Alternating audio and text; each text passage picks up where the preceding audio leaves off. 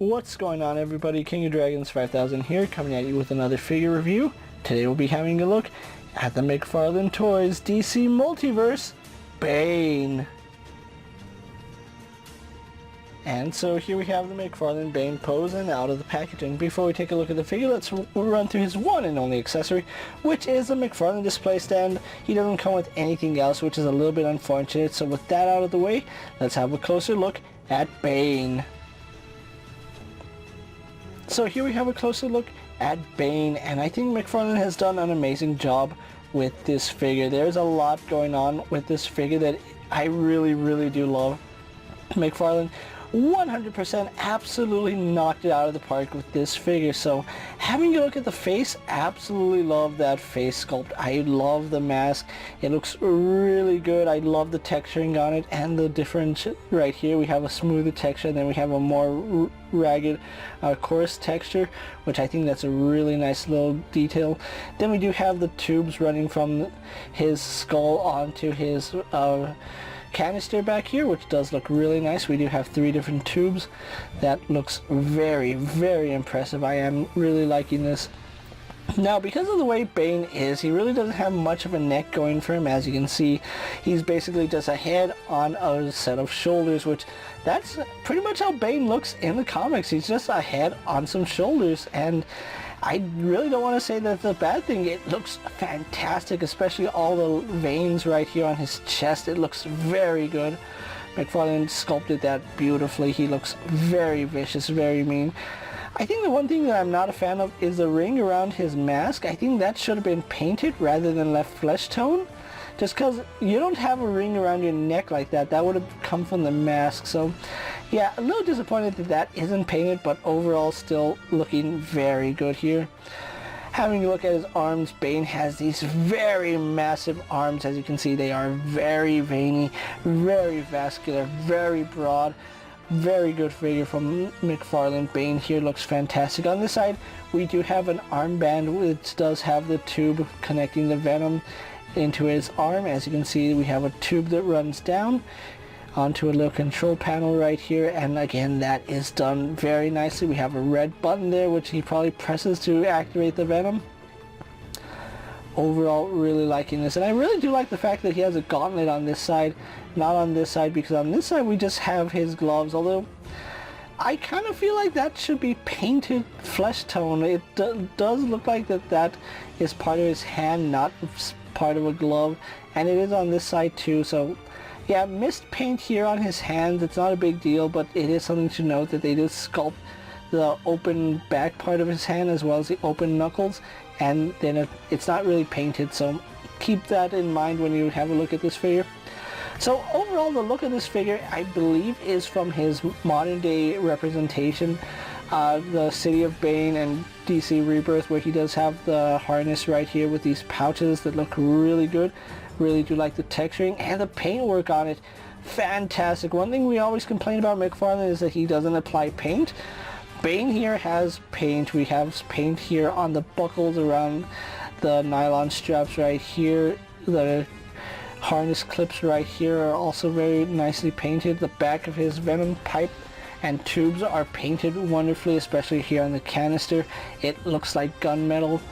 So overall, really loving the way Bane came out. Even his tank top is sculpted very nicely, and it's what you would expect from McFarlane. We do have his belt with the traditional red, I want to say it's a red button, although it's not. It's probably just a clip that holds the belt together. Really loving that detail. As you can see, it does go all the way around the figure. On his pants, we do have some really good texture. One thing you really wouldn't expect out of Bane is having really nice texturing on his pants, and I really do love the cargo pants that he is wearing. You would expect Bane to have like a more military look to him, and the cargo pants really do give him that look. Absolutely killer sculpt work here. You can see the seams on the pockets going down this seam line right here. He does have some knee pads, which I'm pretty sure that is intentionally sculpted the way it is. More seam lines right here. Even here where his zipper would be, that's sculpted very nicely. Joints on the back also sculpted to hide the joint itself, but it still looks good. You can obviously tell it's a joint, but yeah, that is sculpted. Then we go on to his boots, where we have this really worn leather texture on it. We have his shoelaces, which are not colored, they're just molded in black, but they do make black boots with black laces, so I guess I can let that slide. Really good detailing right there out on the bottom. No detail on the inside of the boot, but we do have it on the outside treads, which it does give that impression that he is, or has some treads right here. Overall, McFarlane, I don't know if they could have done a better job on this figure. He is sculpted beautifully. It's a 100% faithful adaptation of modern day Bane, and I love the way he came out. So with that out of the way, guys, let's actually get Bane compared to other figures you may have in your collection. Here we have Bane posed next to a Marvel Legends Cyclops and a DC Multiverse Superman. Here we have Bane posed next to a WWE Elite Scale figure and a Mezco 1/12 Collective Popeye the Sailor Man. Here we have Bane posed next to a Lightning Collection White Ranger and a Star Wars Black Series Mandalorian. Here we have the McFarlane Mega Figure Bane posed next to the DC Universe Classics Bane.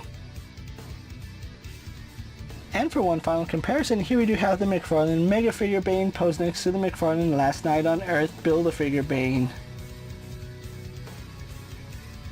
So with the comparisons out of the way, let's actually have a look at Bane's articulation now. He does have a ball joint in the head. He really can't look up, unfortunately, and he can look down quite a bit, which is really good.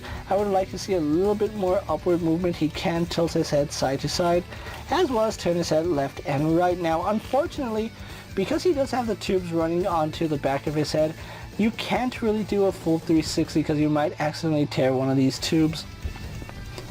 As far as his shoulder goes, I do want to say it's a ball joint going into the shoulder, but it virtually has no forward or back pivot, unfortunately. It does go all the way around, no problem. We do have a hinge that swings outward. Single bend here at the elbow, works really nice, and then we do have a swivel right there on that elbow. And you can see his elbow does go 90 degrees, despite the fact it being so chunky. Looks really good. We do have your standard hinge and swivel combination here at his wrist. Unfortunately, no ball hinge.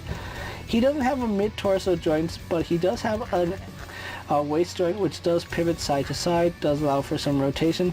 Doesn't really crunch forward, he arches back just a little bit. Legs do kick forward to about right there, which is really good. They kick back about that far. Out to the side. Ooh, they go further than the split, so that's really impressive. We do have a thigh swivel up high. We have a double bend here at the knee, going back very far. Really do like that.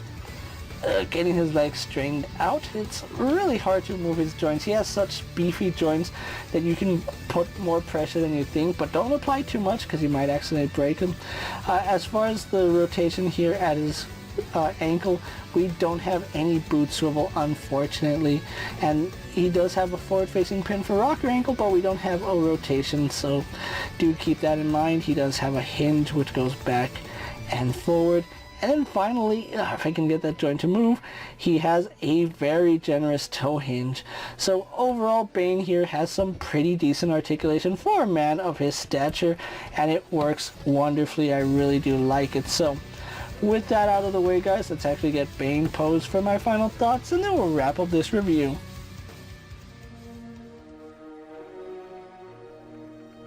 And so here we have the DC Multiverse Bane pose for my final thoughts, and overall, McFarlane has done a really good job with this figure. In terms of sculpt, this is one of the best Bane figures out there that you can get, especially in modern times, seeing as how a lot of the better Bane figures are quite old at this point and worth quite a pretty penny. This Bane for $40, I think absolutely is worth it. There's a lot going on this figure that you can really enjoy. For the classic Bane lovers out there, this is a really good solid base for a classic Bane. I do see McFarlane reusing this sculpt to give us a newer classic Nightfall Bane at some point Bane in the future. But for right now, this is a solid figure. I absolutely 100% recommend this Bane. If you're a fan of the character, he looks amazing. He has a really good size to him. He's not too big, but at the same time, he's not too small. And unlike the Build-A-Figure Bane, this Bane can actually move around. The articulation on him works. I really do love the way his arms and legs function. He could have had a little bit more articulation in terms of his abdomen and his neck, but overall, I really do like this Bane. And if you can get this Bane, find him, absolutely 100% pick him up. You will not be disappointed with this figure. He looks amazing. The sculpt work is fantastic. The paint apps are spot on, and everything about this Bane is almost perfect. The only thing I think that would make him a little bit better is if he came with an alternate set of hands, but other than that, still a really solid figure and a must own if you're a fan of the character. He is starting to ship out from online retailers at the time of making this video. I know McFarlane Toys did get their shipment first, and Amazon is starting to send them out. So if you had them on pre-order, do be expecting him soon. With that being said, guys, I'm KingofDragons 5000. Don't forget to like this video, leave a comment, subscribe to my channel. Go ahead and check out all my other action figure reviews as well as all my other DC Multiverse videos. Hopefully you find them informative. As always, if there's a figure you would like to see me review, let me know down in the comments, and if it fits in my collection, I'll gladly have a look at it. While you're at it, check out my Instagram account for new and exciting action figure photos, and as always, ring that bell to be notified anytime I upload a video. Until next time, guys, I'll see you later. Take care, everyone.